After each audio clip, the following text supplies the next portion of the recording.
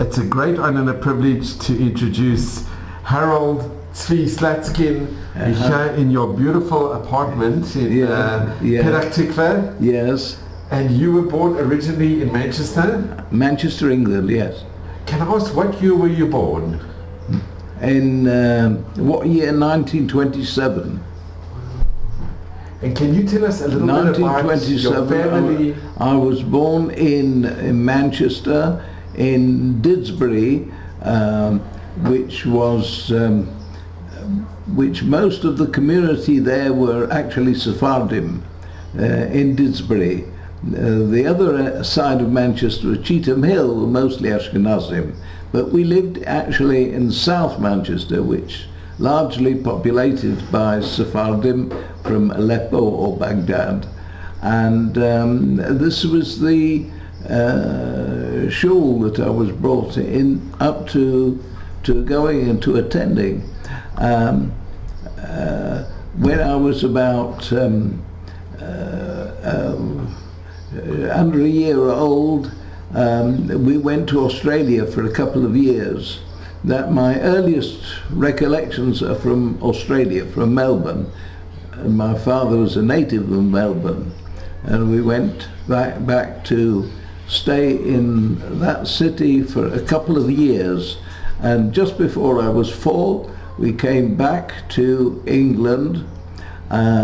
We stayed for a couple of weeks with my grandparents in London, and then went back to Manchester, where I lived with my family till war broke out in 1939. So Harold, can I just ask, could you tell us a little bit about the background of your parents?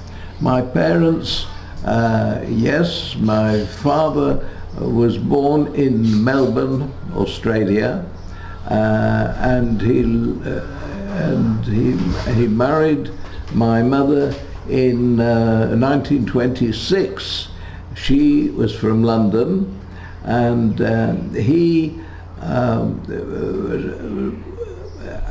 tried for 2 or 3 years to start in business in Tel Aviv, but he found this rather difficult in the 20s.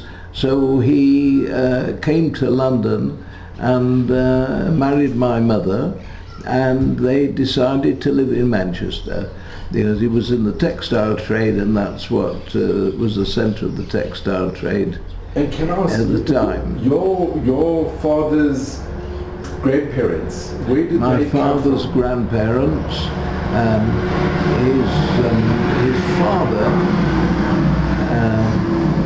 came from Russia, a town called Khrushchev, which is in the Mogilev gubernia. If you know, the Tsarist Russia was split into different departments, and he came from there.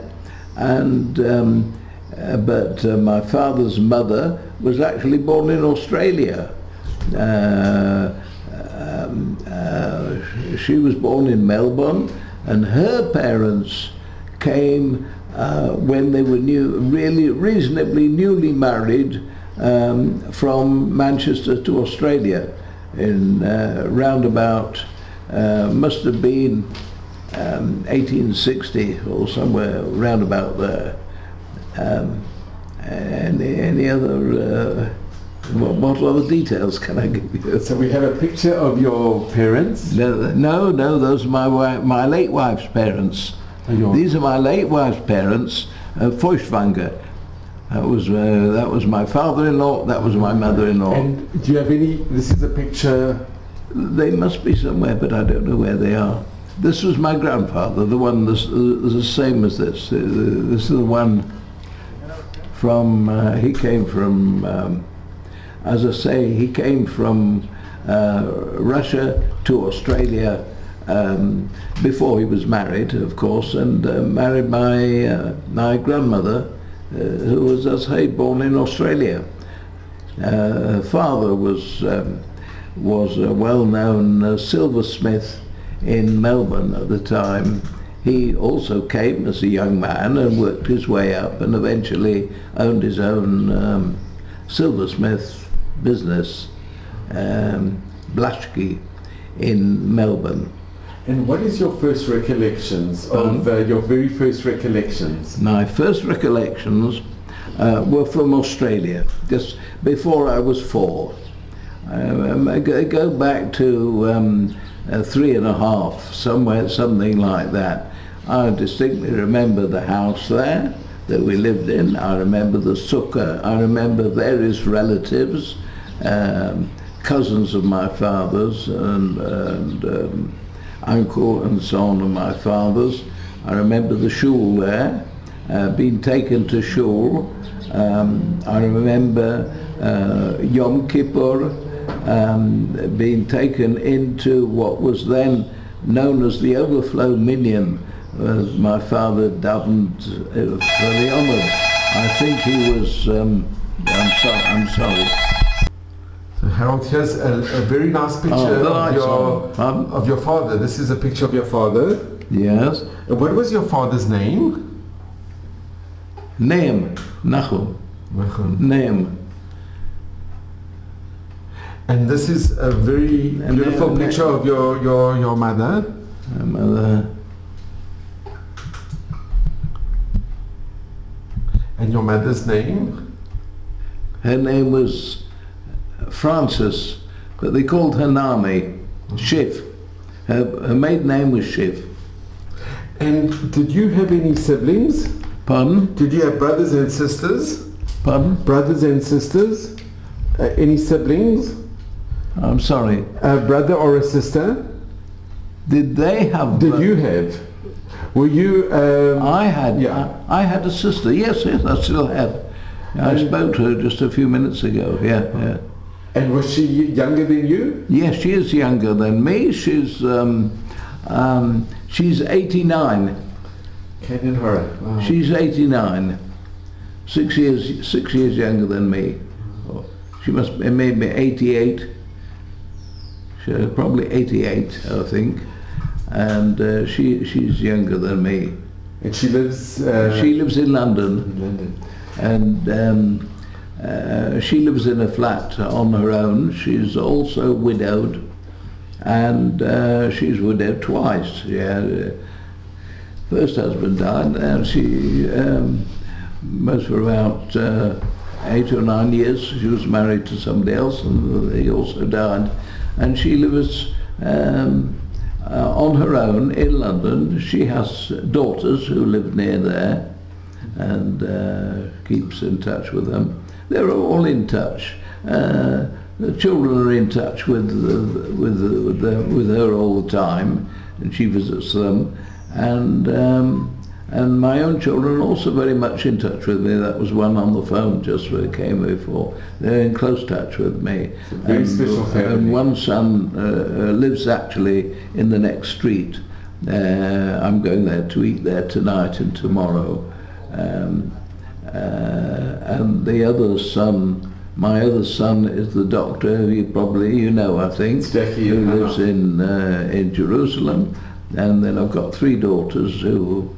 2 daughters live in Beit Shemesh, where I was over Pesach, and another daughter lives in the north, who comes occasionally to visit. Sometimes they all take turns to come here Shabbat when my caregiver is off.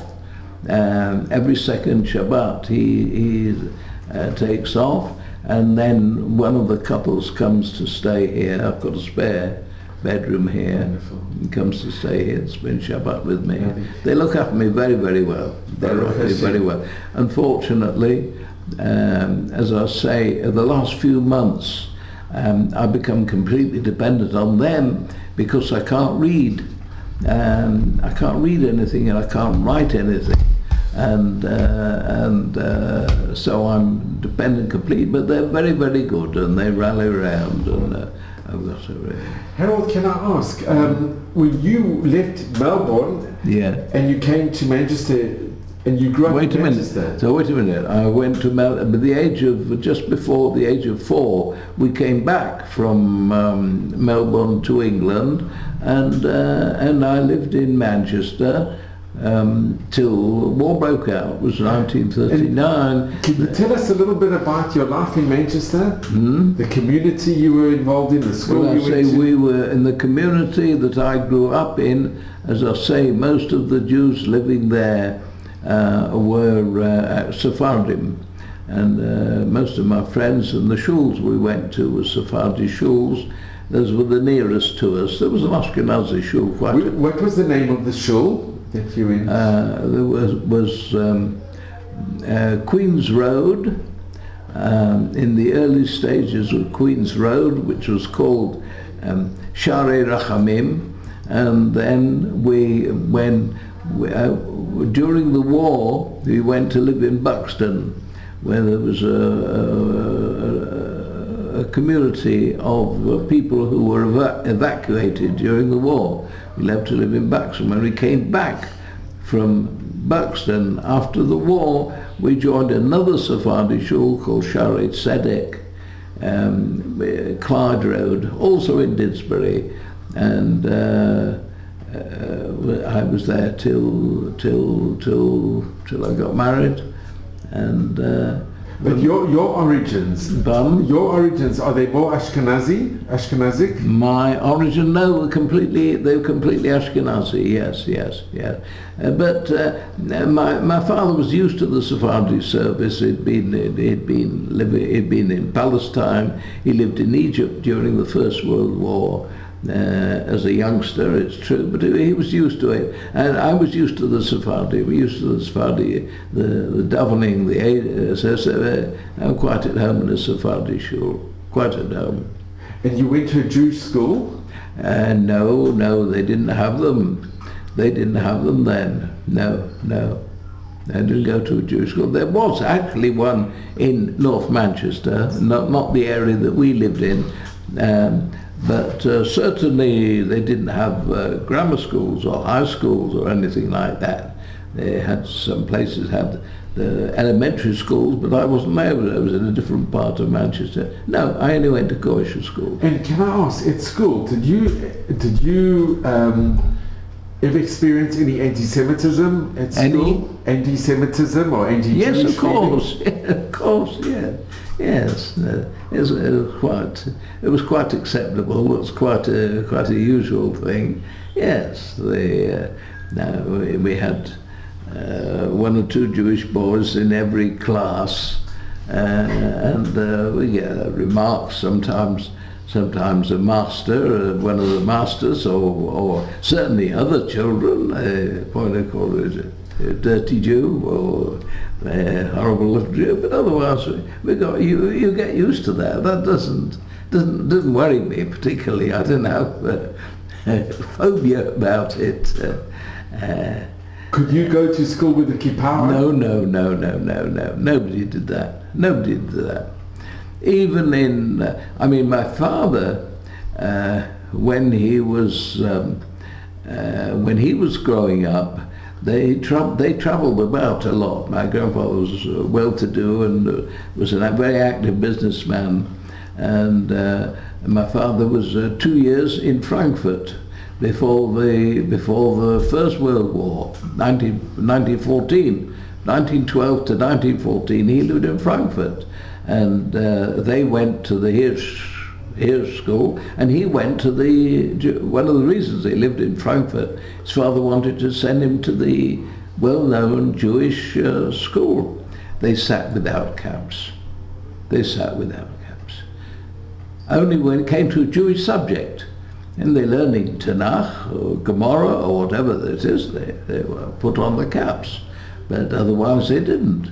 And the wearing of caps everywhere was certainly not unique, neither in Germany nor in England. One didn't go.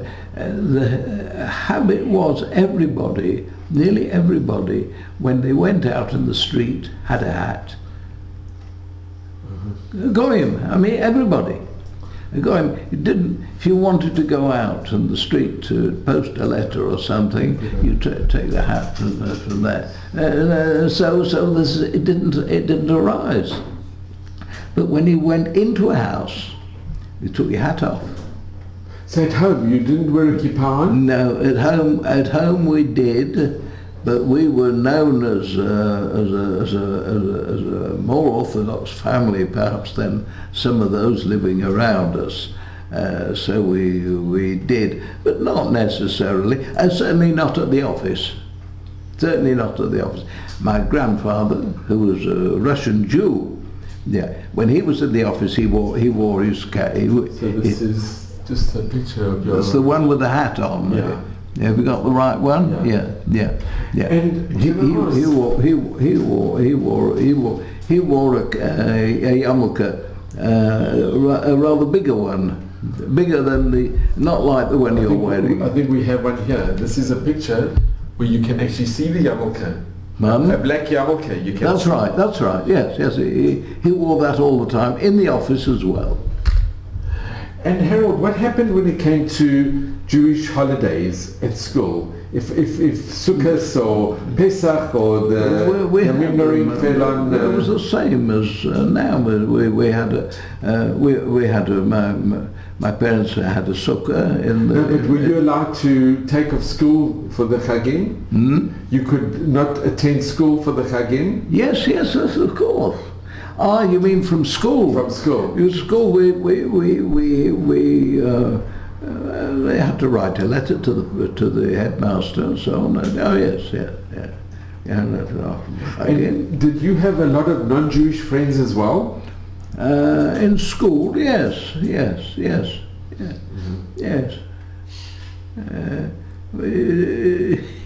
It wasn't. You didn't feel. You grew up in a Goyish country. You feel. You must have had the same in South Africa. Did you partake in any sports? I'm myself not very sporty, not very good. Cricket a little perhaps, and football. Yes, we all had sport. We had to do it in England. In England, it's part of the curriculum. Part of the curriculum. Yes. And did you sports and gym and all this you have to do? Yeah. Were you a soccer supporter? I'm not particularly good at it, but this depends on the boy or on the girl. And can I ask? The girls did tennis. My sister, I think, did tennis, and most of them were quite good. My father was quite a good tennis player. My father was good. My mother also, but he was very good. So I have to ask you, Harold, coming from Manchester. Yeah. The question I'm sure many people have asked you through the years: did you support Manchester United or Manchester City? I personally, I didn't have any great leanings to no. I know a lot of people did. This was he did. I didn't go. I wasn't taken to the. I wasn't taken to the matches. Did you attend? My father wasn't particularly interested, so he didn't take. Did you attend any games, any matches? Did you attend any soccer games? Did you watch any games? No, not particularly. No, not particularly. No. I can't say I was very interested in sports, I'm afraid. So I want to ask you, Harold, growing up in England, there was a very difficult period after the war. Yes. With the white paper and with the illegal immigration into then controlled Mandate Palestine. Well, I'll tell you the story. I'll tell you that my stories were different. After the war, I came back. I was only 16, and I went to the university for 2 years. They were comments, but I wasn't successful. I found it very difficult, and I wanted to learn something more technical. I nearly was going to change to the technical university. There's one in Manchester, a very well-known one, and I had an interview with the professor and everything, and I was going to change over to him. But then my father was going on a business trip to Switzerland. So he took me with him and made inquiries, and there's a school in Switzerland for textiles engineering, not engineering, textile generally, and I went to that. He switched over and I went to Switzerland instead, and I stayed there for 2 years. In which city? Where in Switzerland? In Zurich. Stayed in Zurich. The school demanded that there had to be for a certain period of time working in textiles, so I worked at a mill, a silk mill, and then I went to then I attended the school. So I was 2 years altogether in Switzerland, and I finished there, and. When you were in Switzerland, were you part of the Jewish community? Oh yes, in Zurich? of course, yes. We found a Jewish family, and I stayed there. We paid. It helped them. I mean, a few hundred francs a month. It certainly helped them, and it helped me. Do you remember the name of the family? Certainly, Mosbacher. Yes, certainly. We kept in touch. Well, the younger one, who was eventually got married to a Manchester girl years later. I mean, he was only little when I was there. As he grew up, I kept in touch with the family, and all the family came to us, to Manchester, because they married a Manchester girl. So I was one of the Mechatonim.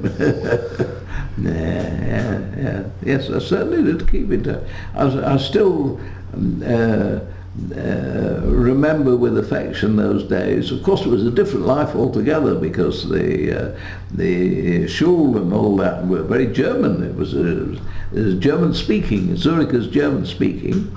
And I learned to speak German. I spoke very free. Spoke only German. I spoke there. And also Did you ever speak Yiddish at home with your parents? Pardon? Did your family speak Yiddish? No. They could speak, they could understand Yiddish. My father certainly could understand. My father spoke perfectly German, because he'd lived in Frankfurt for 2 years as a boy, and he could certainly speak. He certainly spoke. But my grandfather also didn't speak Yiddish at home. None of my grandparents spoke Yiddish at home. The important thing was to speak proper English. That was considered more. Where did you learn to speak German? Where did you learn to speak German? Where did you learn it? I learned to speak German. Well, first of all, it was one of my subjects in school, but that doesn't mean very much in England. It's but with the family and attending the lessons and all that, I had to write everything in German, and my German was perfect. It isn't now. It's not using it. You lose it. Yeah. And you spent 2 years in Zurich. You spent 2 years in Zurich, and did you get a degree? 2 years in Zurich. Yeah. You got a diploma or degree? Pardon? You got a diploma or a degree from the college? Yes, I did, but I can't show it to you. I don't know where it is. And what did you do after you? Then I think it was my father's idea that I should have a little more experience, and I went to Canada. I went to Canada for a year. I worked in 2 places, in Montreal and Toronto. What I really wanted to do was go to the States. I wanted to go to the States, but that was very difficult to work in the States. It could go, anybody can go to the States. It was just a tourist. You can go, but you can't work. You can't work. This is a big problem in the States. It is now that anybody can go to the States, But if you work and you want national insurance, you want to be an official worker, you have to have a visa, a special visa for that. And that was too difficult. That was too difficult. Depends where you're born, but anybody, England was a long wait, was a year or so.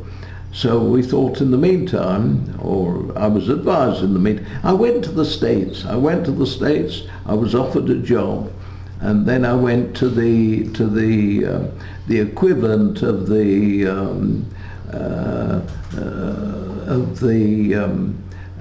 sort of the Home Office there, that you would get the permission.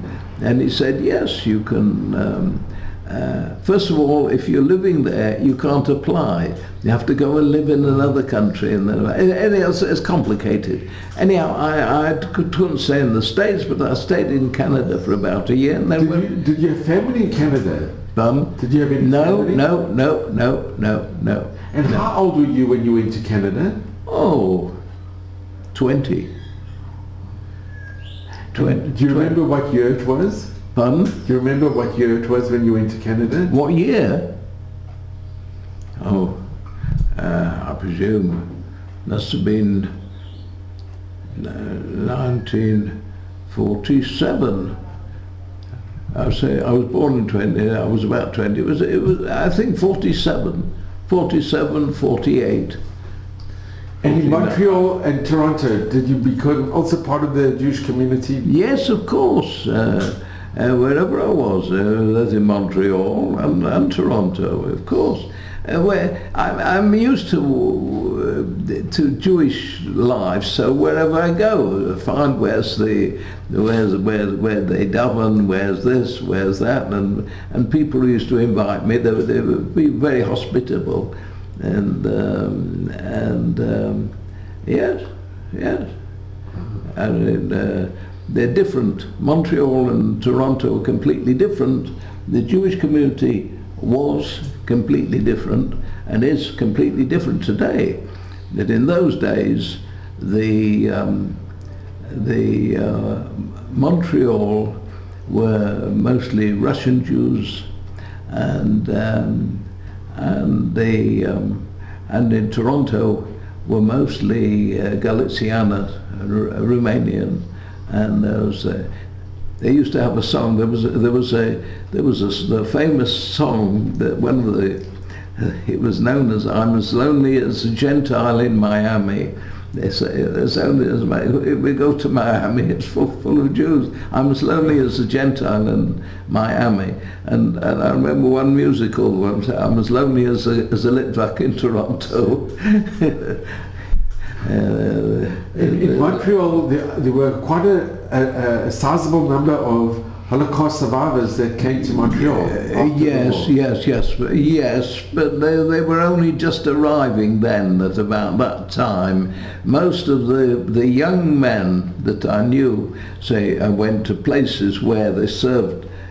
Young men came for Shabbos meals and that sort of stuff. Most of those were survivors of the camps. Most of them were survivors of the camps. And Harold, I'd like to ask you, when did you become aware of what was happening to European Jewry and the camps? Oh, in the middle of the war.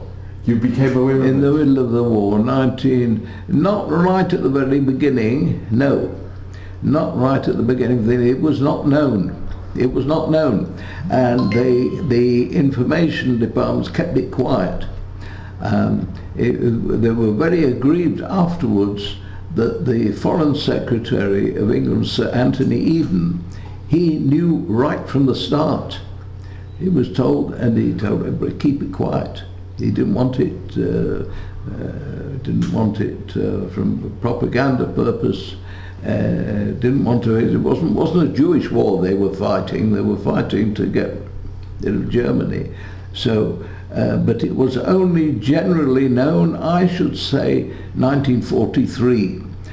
We started getting reports from the camps that so many had been killed here and so many there. So many. Oh, it was terrible. It was, of course, was terrible. and every now and again they had fast days. They announced special fast days, not too often. They wanted to. They wanted the main one in England at the time was not the chief rabbi. What was his name? It was a Rabbi Schoenfeld. But no, Schoenfeld was yes, it was important. No, Schoenfeld was very active. But who was the? I can't remember names now. Somebody knew. Well, and he paskened that they wanted to make rules that they should only have sort of 20 people at a wedding and not have big simchas. He said not to do that. They should have weddings and they should have simchas, and the people should have it. They shouldn't make their whole general mourning, although people were being killed and gassed at that moment. But he said no.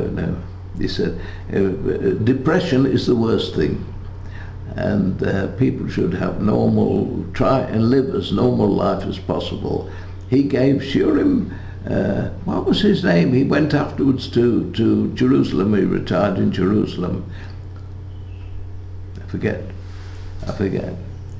Anyhow, I mention his name sometimes. He's very well known. Now, he paskened, no, not general mourning. In spite of the fact people were being killed at that moment, try not to think about it. Try to think normally. That I remember. But we certainly. And Harold, did you have any family that was still in Europe? No. Not a close family. We had afterwards. It transpired when people started doing research into family. Yes, so obviously my grandfather's family and my great-grandfather's family were also, yes, of course, there were a lot there. We only found out afterwards. We went in touch with them all the time, in any case. Don't forget, behind the Iron Curtain, people weren't in touch with. And Harold, I'd like to ask you, what was your feeling knowing that there were survivors after the war that wanted to come to Palestine, to Eretz Israel? Yes. And the British had the mandate and the white paper. And they actually they made it illegal, and those ships that did. Oh yes. They were sent to Cyprus. So there was a lot of anti-British feeling as well because of the attitude. Certainly in when I lived in Canada, and when I'm from Canada, I went to New York fairly frequently, and certainly, very much very anti-British. Yeah. Within the Jewish community. Obviously. Yeah, of course they were. Of course they were. They regarded, not in England, I don't know. I wasn't in England. I was in Switzerland, and then afterwards so I wasn't there as a sort of anti-British feeling. All right, so they resented the British, but I mean some of the. Not my family. They were very concerned with the British. They were in close touch. I mean, my grandpa Slutzkin was in close touch with them, and then after the war. The British governor, Sir Ronald Storrs, and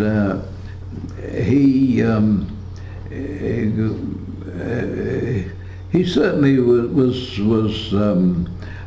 in close touch with him, and he knew him. And Ronald Storrs came to him to lecture in Buxton at the college I was at, and I went to hear him. And afterwards, in the evening, I went in the evening with my father when he spoke in the evening. I interviewed him, and he was certainly.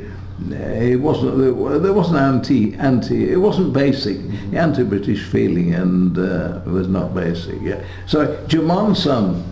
Jamon? Yeah. Yeah. You want to go? Yeah. When I came back from Canada, there was anti-British feeling amongst Jews generally, and there was anti-Jewish feeling in Manchester amongst the general population, because if you remember, 2 sergeants were hanged. It turned out that one of them was actually Jewish, but 2 sergeants were hung in the Pardes near Netanya somewhere, and of course there was a lot of anti-Jewish feeling. People said it, but it died down. That was actually in retaliation for the British that were, the British were also, they decided to Yes, Jewish so-called freedom fighters. Yes, there was feeling, but this came to an end eventually. I think it's. I don't think it was lasted. I don't think it lasted.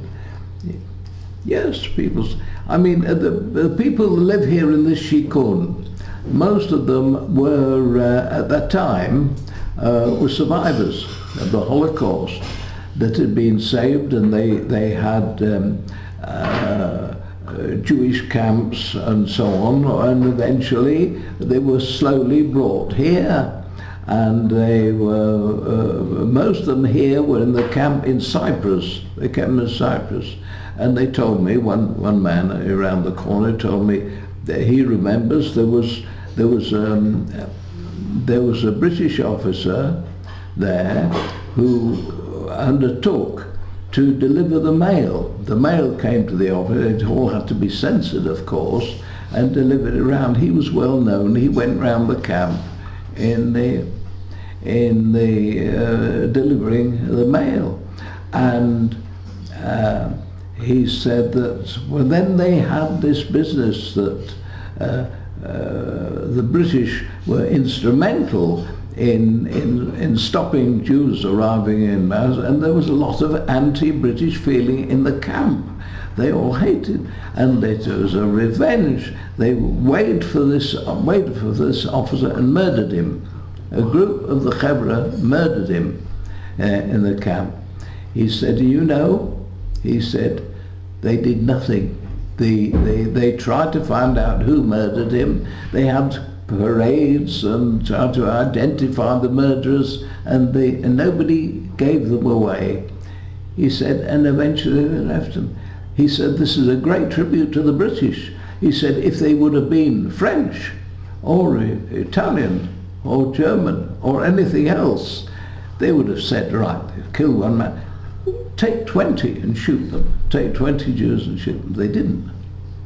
He said the British were very good. And Harold, can I ask, what is your recollections when the state was established in 48? Pardon? With the establishment of the state in 48. What do you remember when you heard that? Where was I? I was in Switzerland. Then I was still in Switzerland. In fact, I was very keen on going. I was 18 and 19, and I was keen on going. A few young people, not many, few said they'd go, join the pioneers. And my father was there on a visit. Now we went on a trip, on the lakeside trip, discussed it and so on. He persuaded, he said, that's not the, I shouldn't go, it wasn't a good idea, and nobody knows what sort of state it's going to be. Most of the people running it, they were not religious. They said they don't believe. We had relatives here that originally came from, or they became completely secular. They came because you go to. He said, "Do you remember he said? You go to Israel, you'll become a goy." He told me. I remember his words because he was just thinking the other day. Go to Israel, you'll become a goy. What did he mean by goy? To him, somebody who doesn't keep Shabbos and somebody who doesn't keep kosher is a goy, as far as he's concerned. There it is. But there were many that did come and they remained from. Pardon? There were many that came and did and remained from. There were many that... Some did, some didn't. I know quite a few that didn't. Quite a few I know that came from Manchester and didn't. Yeah, no, you heard Avner, I think... They're more likely to you see, in Chutz La'aretz, somebody becomes, gives up observance. Somebody who gives up observance tends to mix with the goyim and eventually become a marry goyim. Why not? Why not? Here, say, well, they're all Jews together. They can't become assimilated. Not true. It's not true. It's a big mistake. I know those that came, and if they go to America, it all right, lasts a generation or two longer. The answer to it was, I think, a mistake of the Zionist propaganda. Come to Israel and they'll remain Jewish. Who knows? Depends on politics. Can I say, did you know Yehuda Avner? Pardon? Yehuda Avner? Yehuda Avner. He was from Manchester. Pardon? Yehuda Avner. Yehuda Avner. Of course I knew him. Yes, of course I knew him. He came here in the beginning of this. He came here for a very fine family. Hafner. Their name was Hafner. And he changed his name. Yes, I knew him. But he was one of the few. He came from a full family. When he came, they put him they had flats for shlichim, and he was the only from one. He said, and when his father died, his mother died. When his mother died, I think he writes this in his book. With his mother, he couldn't get a minyan for his shiva. And look, he became... Come in, don't be He became also... He became the ambassador, the Israeli ambassador, and the advisor to... He came in the days before the state was declared. I didn't know him in Manchester. He was obviously older than me. He only died about 10 years ago, something like that. You knew him? He was a patient, yeah. Did you live near there? Where do you live there? In Bikeville, but we knew from as a patient. Yes, I see, yeah. And Harold, can I say, after you left Canada, and you were in America, what happened to you after? Pardon? What I did after that, I went back to Manchester and I joined my father in his business. And what was his business? I joined my father in his business, and I was there till after he died. And what type of business did your father have? Pardon? What type of business? What was the business? My father, what? What business did he have? His business, textiles. It was textiles, particularly cotton, printed cotton. Well, that was his.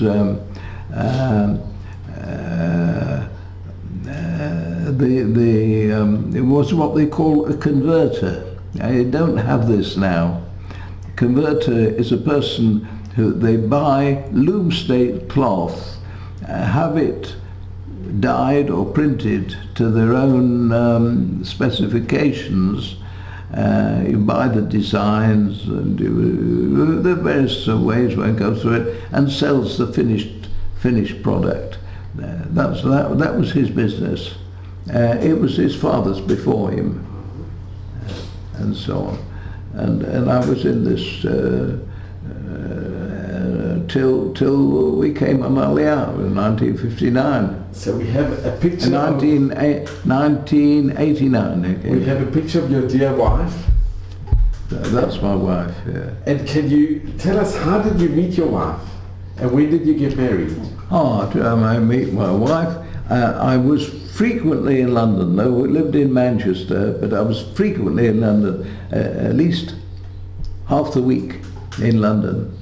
And I came to a stage where, in fact, I took a flat in London, or bed sitting room in London, and was often there over Shabbos. And I felt at home in Golders Green, the German type shul. The monks? Golders Green, monk shul, yes.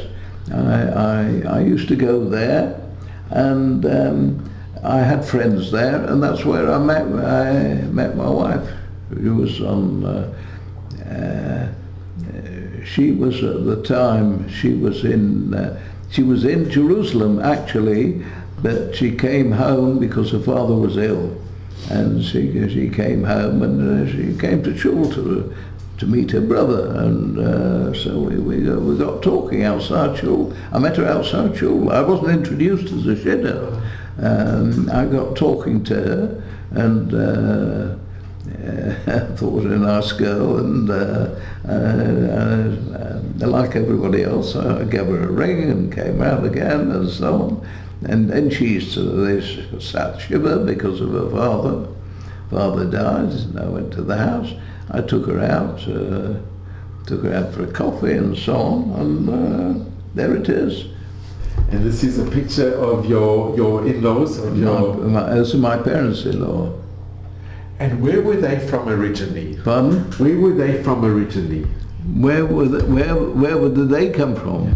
Oh, they came from Germany, from Munich. Feuchtwanger is a well-known name. They had a bank. There's a well-known bank in Germany called Feuchtwanger. Still exists, the bank. He was out when he left Germany. He left the bank, and it was quite well known. Quite well known. They left before the Shoah. They left before. They left. They left Germany in 1936, I think, 1936, and settled in London, and lived in Golders Green. They had a business. His business wasn't banking; it was something else. He did other things, but they lived in Golders Green. But unfortunately, he was dead when I met his wife, or it was just about that time. And here we have another picture. And she was a school teacher. Who's this? This was him. That's right. Yes, you can recognise him. He's one of the monk Balabatim. And where did you get married? Pardon? Where did you get married? Where? Yeah. In London. In Monk Shul? No. We didn't get married in Monk Shul. We got married in a hall. Why did we get married in a hall and not in shul? Because actually the shul was built, and I was going to have it.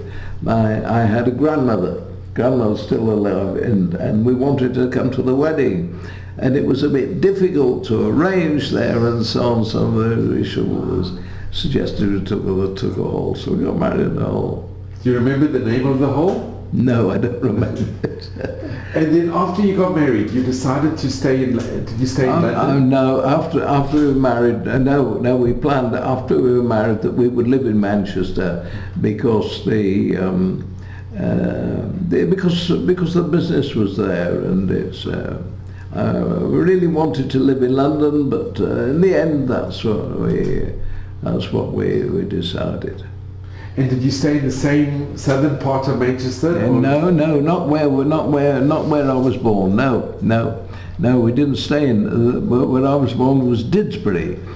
We moved to North Manchester, where there were more Jewish. I found it very difficult to carry on in Didsbury because most of my friends, in fact, I think all my contemporaries and friends, didn't keep Shabbat anymore.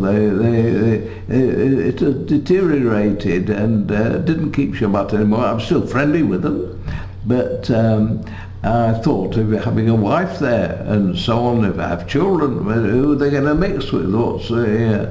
And who will my wife mix with? It wasn't suitable to stay there. So we bought a house in North Manchester.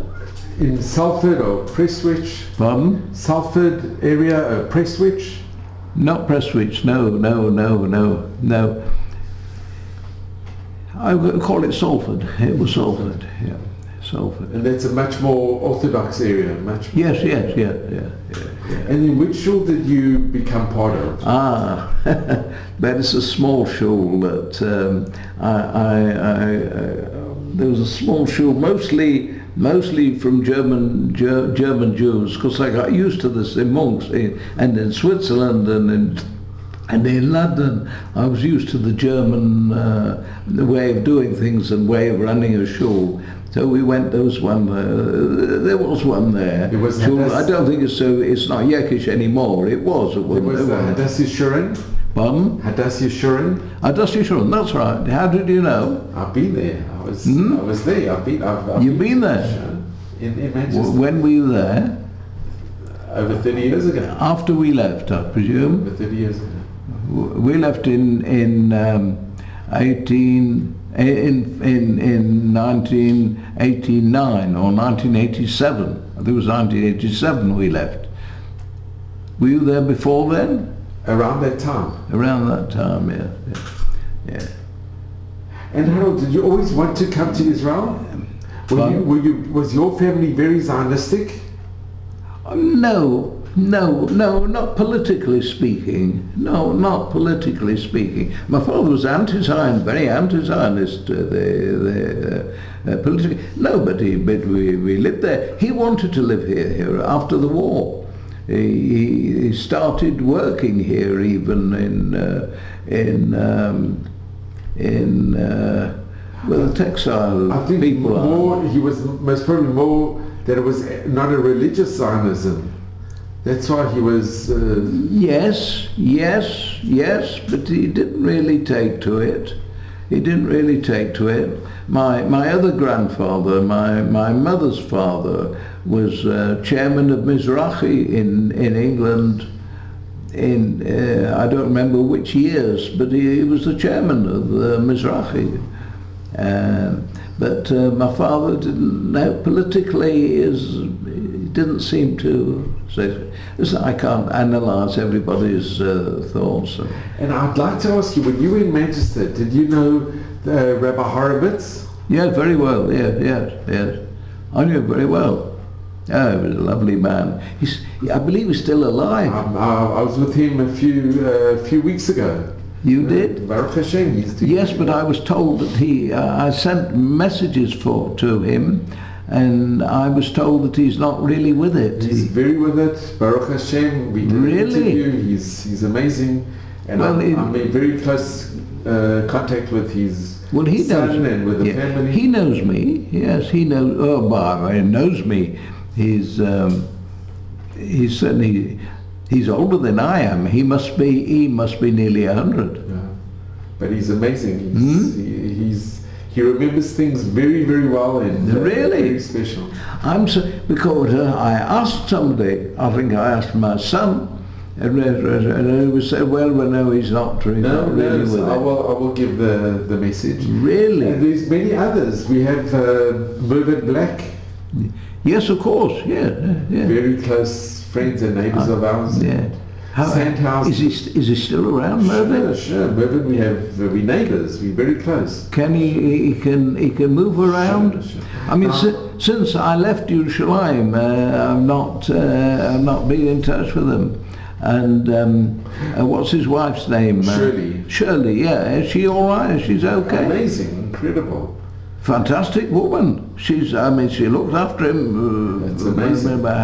So, Harold, I want to ask you, doing business in Manchester, doing business in your father's, in his business and you taking over and you working. Yes. Did you have good relations with the non-Jews, with the... Yes. It was never... Mostly non-Jews. You had a very good connections. Most of our customers and suppliers were non-Jews. And they knew you were Jewish. Oh yes, of course. And there was never an issue. Of course they knew. I've never once, for example, with a customer, he's talking about the Jew boys in London and so on, and he says, "I'm sorry, I didn't mean." No, there's no. I can't say anti-Semitism is I think it's quite natural if you have a minority of people who are distinctive and so on, and of course if you come across any of them and there's some conflict, then you think, well, it's them. I don't think. I mean, what would have happened? I always think what would have happened if. I mean, there was a suggestion. First of all, before war broke out, this I can tell you, that there were a lot of people in England who were against the war with Germany. They didn't want the war with Germany. And when talking about how the Germans treated the Jews and so on, well, that's their business. That's their business. The Jews come here, we're not. But then when France fell, and the Prime Minister was Chamberlain, and so on, he was very milk and watery about the conflict with Germany, and there was talk the Germans had this idea of making peace with England and together fighting Russia. Now, the trouble was, if there would be a world war, and America would be against them. But if Britain also joined in, then it wouldn't have been. We could have tried. Russia's always been a danger, and like now, the situation is, in a way, comes back again. Chamberlain had the peace in our time. He had the agreement with Hitler. Yes. And there was talk about this. That why should we all right, the Germans have conquered France, well, the French are no good anyhow, and so on, let them and this was a suggestion. This is what Hitler would have liked to have done. And then the anti-Semites they wanted to call Sir Oswald Mosley. He was an MP. They could have made him the Prime Minister and introduced the Nazi system there. They had lists of Jews that they were going to imprison and put in concentration camp. Lists. They found all the lists. All the Dayanim and all the presidents of association and so on would have been. They had a plan to Nazify the country. And you also had in the royal family. What would have happened then? Well, you had in the royal family very pro-German. Yeah, I mean, many people thought this might happen, and maybe managed to leave and go to the States, or sent their children, evacuated the children to the States. Quite a few did this, with some thought. They thought, no, the Germans are already in France, and the next thing they'll be here, let's get out.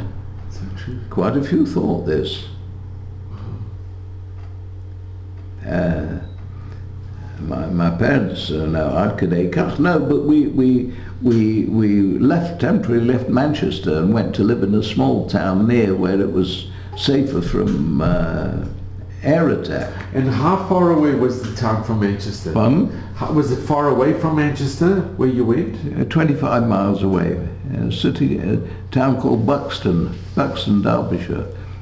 It was very nice. I lived there right through the war. Went to school there, and they had a shul there, 2 shuls, of course. One we went to, one we didn't go to. And Harold, you went to South Africa. Pardon? You've been in South Africa. Yes, I went there on business.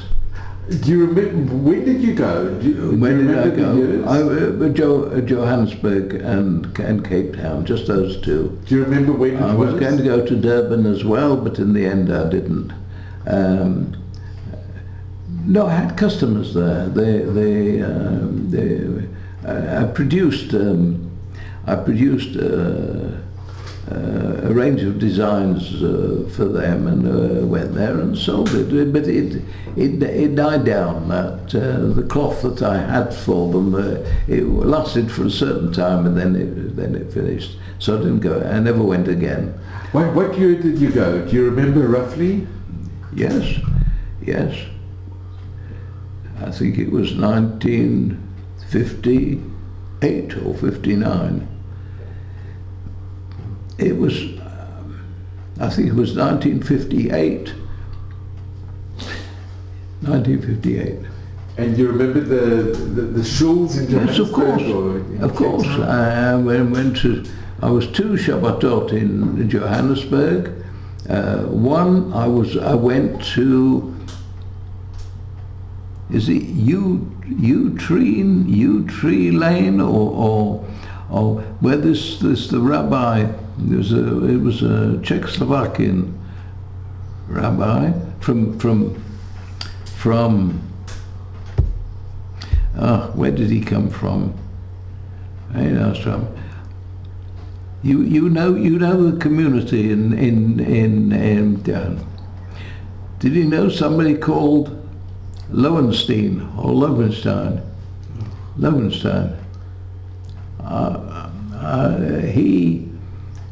Now, do you remember which shul he went to? What was the name of the suburb? They were all. It was Dorpfontein. Dorpfontein was, in those days, Dorpfontein was a very Jewish suburb, and then it moved over to Yeovil.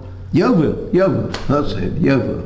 So there was the main Yeovil shul. Yeah, Yeovil shul. With Rabbi Lappin. What was his name? It was a Rabbi Lappin. He was the rabbi of the Yeovil shul. Rabbi Lappin? No, it wasn't Lappin.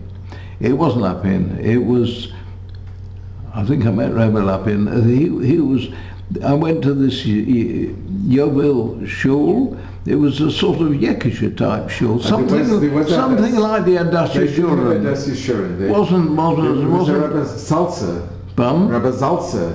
That's right. Right. He was the role of the Hadassah Shuren. Yeah, and he was an East European type rabbi. More. And you remember going to the shul? I remember his sermon. Sure. They just had the Sputnik business, he said. And I remember, and he spoke on Shabbos about it, and he said, this is a very dangerous situation. He said, they said that it's going to be useful for scientific exploration and research. He said, we know what kind of research they mean. He said, I remember clear it down. We know what kind of research they're talking about. They were very suspicious of anything that Russia did. They were very suspicious of it. So I remember that sermon. I remember it very well. He's a very nice fellow. He had a son. Maybe you knew the son was a limp. He had something wrong with his leg. He married a girl from Manchester. Wow. He married a girl from Manchester. In Cape Town, you remember the shul in Cape Town? Pardon? Did you spend the Shabbos in Cape Town? And then the third Shabbos I was in Cape Town, and there I don't remember the names. I remember I didn't stay in Cape Town itself on the suburb underneath the mountain where you see the mountain. Table Mountain. Table Mountain. There's a suburb garden. Table Mountain, and there was a big hotel there. And I was invited. I'll tell you, the first Shabbos I was in Johannesburg, I was in Yeovil. The second Shabbos was in town, and because the big shul of the what's it called, Watersburg? Walmerans. Pardon? It was called Walmerans. The big Walmerans. Yes, the big shul. The minister and the chazan both came from Manchester. The Rav was Rabbi Kasper. That's right. And the chazan, I think, was only temporary, but he was. Rabbi Kasper was very special. Rabbi Kasper was very special. I remember him. No, he wasn't a great chazan. He wasn't Rabbi Kasper, a good baltfiller. Rabbi Kasper, the chief rabbi, was very, very. Kasper, yes, Kasper. Kasper, and the chazan was, I forget his name. Anyhow, he invited me for Shabbos, so I went to him. It was in a flat, nice flat near the shul. He told me the upstairs, the top floor was for the Africans. They weren't allowed to live in the same place, but the top floor was for them. It was segregation. And those are very nice. I can't think of his name. I knew him very well because he invited me for Shabbos. And the other one at Kasper, and I said the next Shabbos I'm going to be in Cape Town. Oh, he said, you must speak to so-and-so and he'll invite you for Shabbos. And a friend of mine is a very nice fellow and so on. Okay.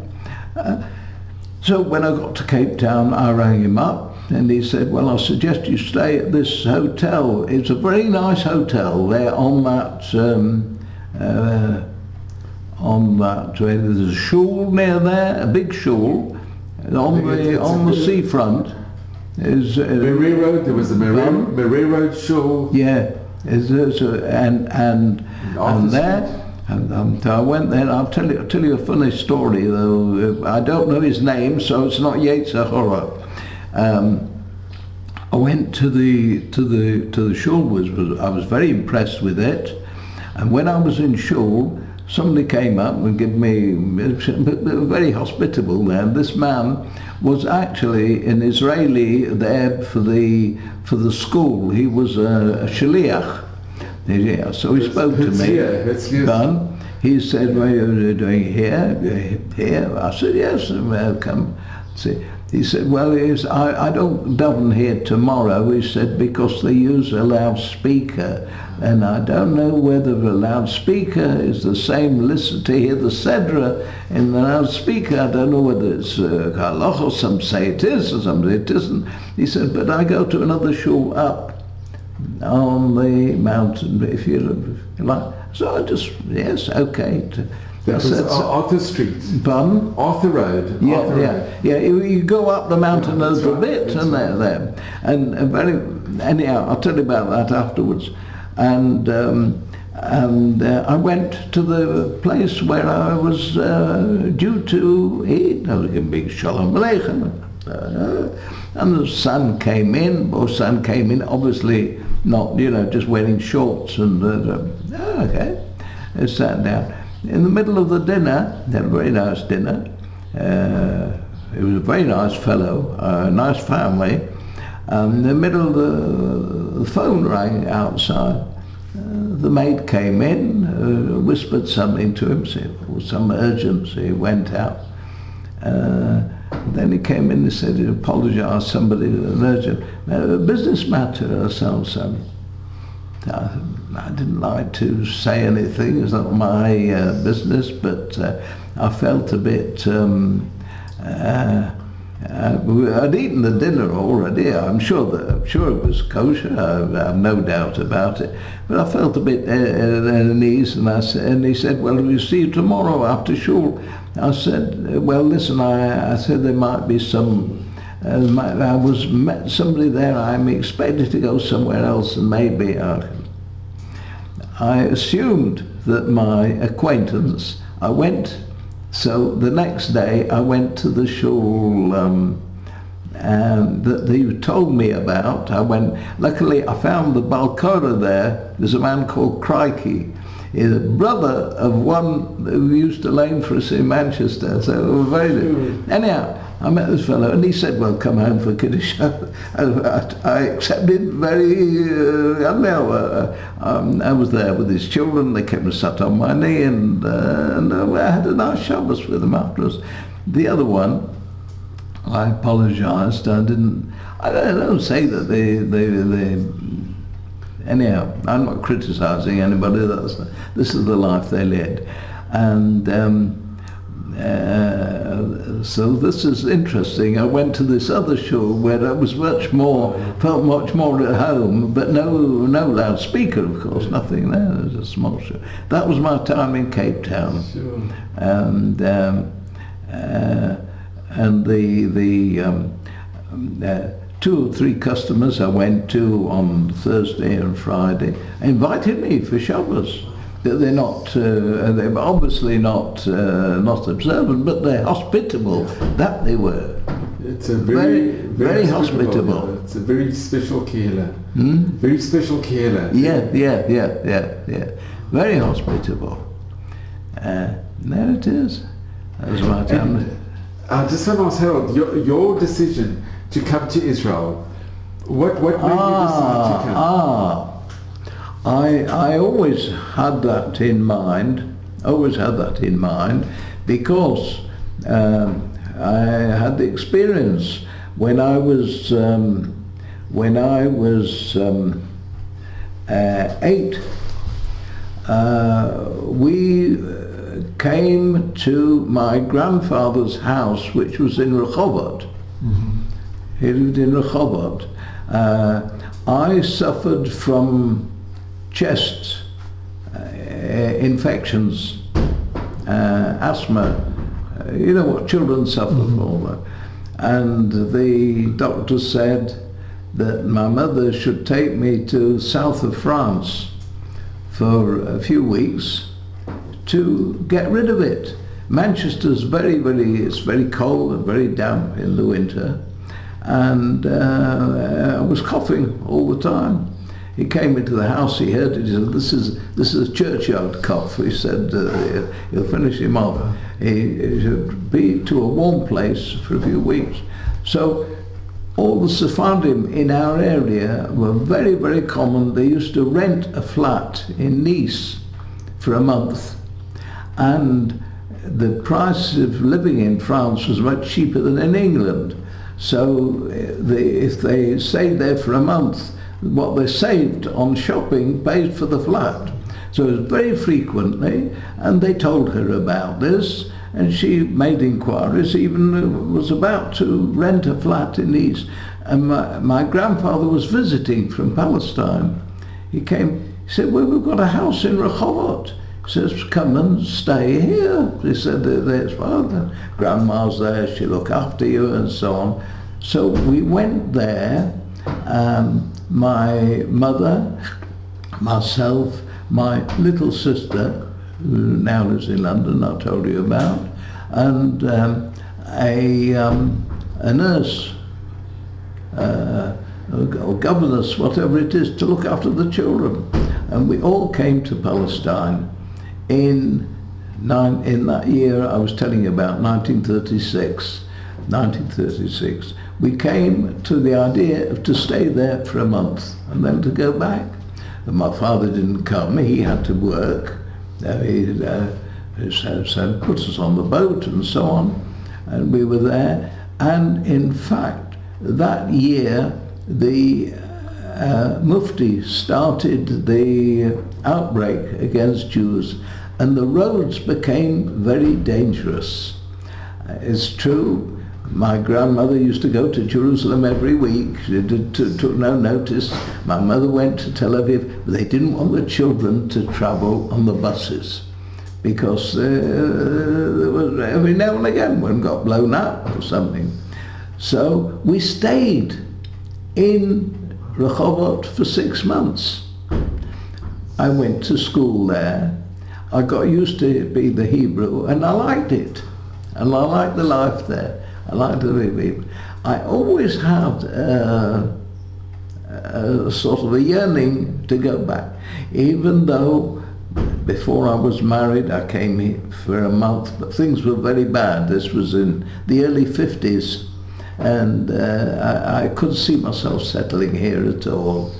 And but I always had it in mind. Business became very difficult for me in later years. In the 70s, or no, in the 80s, it became very difficult. I couldn't keep up. I had to give up the business and take on, took agencies, did other things and so on, and settled there. But I always had it in mind. I would have gone at this time when my father died, which was in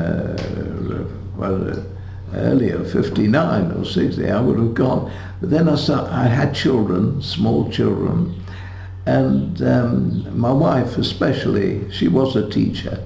The education here was, look, the children started learning in England, stay in England, let them be properly educated and so on.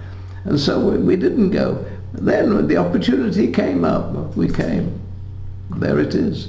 And you happy you came? You happy you made... Pardon? You happy you came back? You made Aliyah? You happy? Came back here, yes, yeah. And you were happy with that decision? Yes, yeah, it was all right.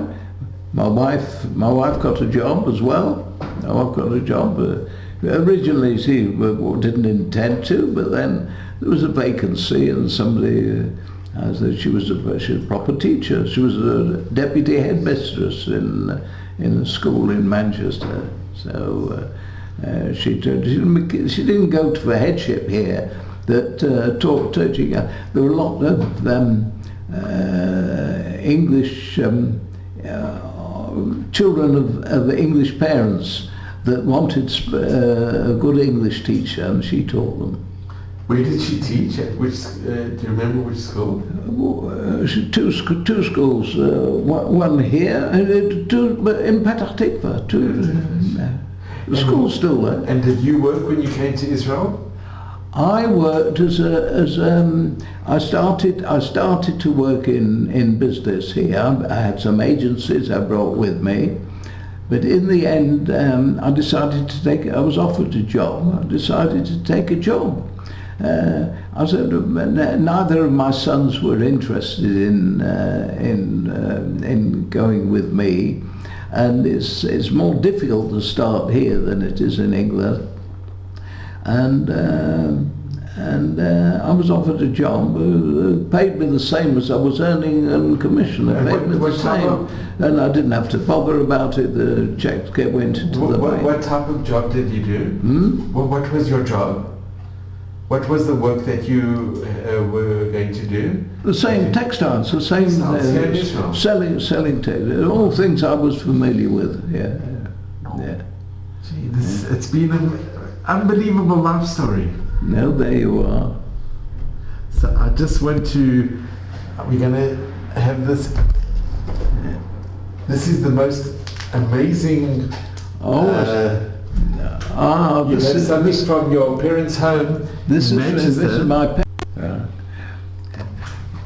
this is by the minister of the Spanish and Portuguese shul in South Manchester that my parents used to attend. His name was Joseph Pereira Mendoza, a Sephardi rabbi, and when my father had their sukkah, his own private sukkah in Didsbury in the 30s, he made this and brought it as a present to them. 1936 or 1935 this was. And there he is. He was a very good man. He was a friend of ours, and I've got to have this as a souvenir. And this is original. It's original. It's original, handmade. Yes, he is homemade. Yeah. And this was in your parents' home. Yes. It was in my parents' sukkah, and I don't know. One of my children's going to take it for their sukkahs. So Harold, I really want to just. I want to thank you so much. This has been.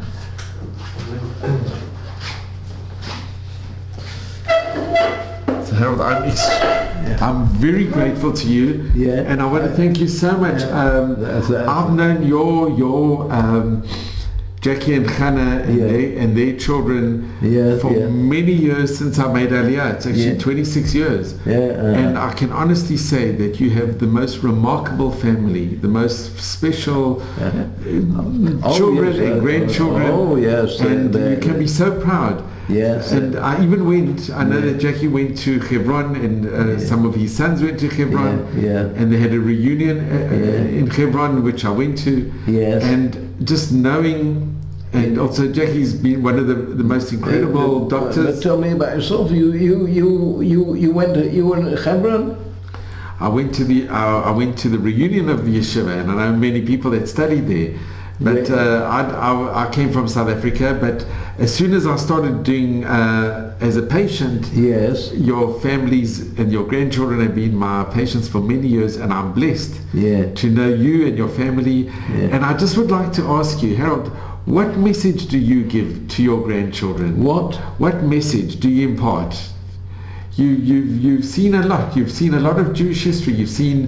You've heard of the destruction of European Jewry and the rebirth of the Jewish state. You've lived through momentous times. They're going the right way. They should continue the way that they've done up to now. I can't say I've no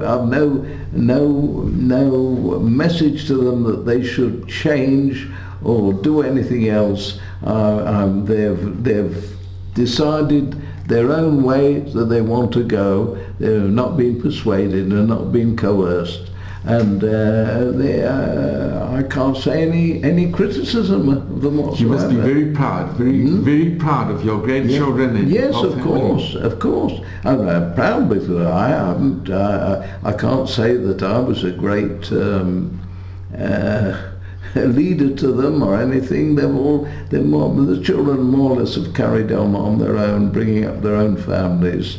And I mean, Jackie's not the only one. The others also, I say, more or less carried on the way they were brought up. It's wonderful. Baruch Hashem. I'm only grateful to be allowed to carry on living and see them develop. Well, you should at Stream in good health. Thanks very much. And in Mazel and Brocha. Well, thank you very much. And now, you keep all these records, I suppose. I'll give it to the family and people will watch. But I'm so grateful to you, Harold. It's been amazing. Not only amazing, it's been very special to hear your life story, and you can be so incredibly proud of your family. Tell me, So thank you so much. Yourself? What were you in South Africa? What do you do? We grew up, but I live here. I've been here for 26 years. Attorney. In dentistry, in the dental field. Yes. Harold, thank you very much. No, thanks very much for coming. You don't mind putting this back? Put it all back. And Harold, I'm so grateful to you. And you should just have Mazel Brocha and May Stream in good health. And not just a Brocha. We're nobody special. We've got... Now you come from a very special family, and to have kept the tradition and to have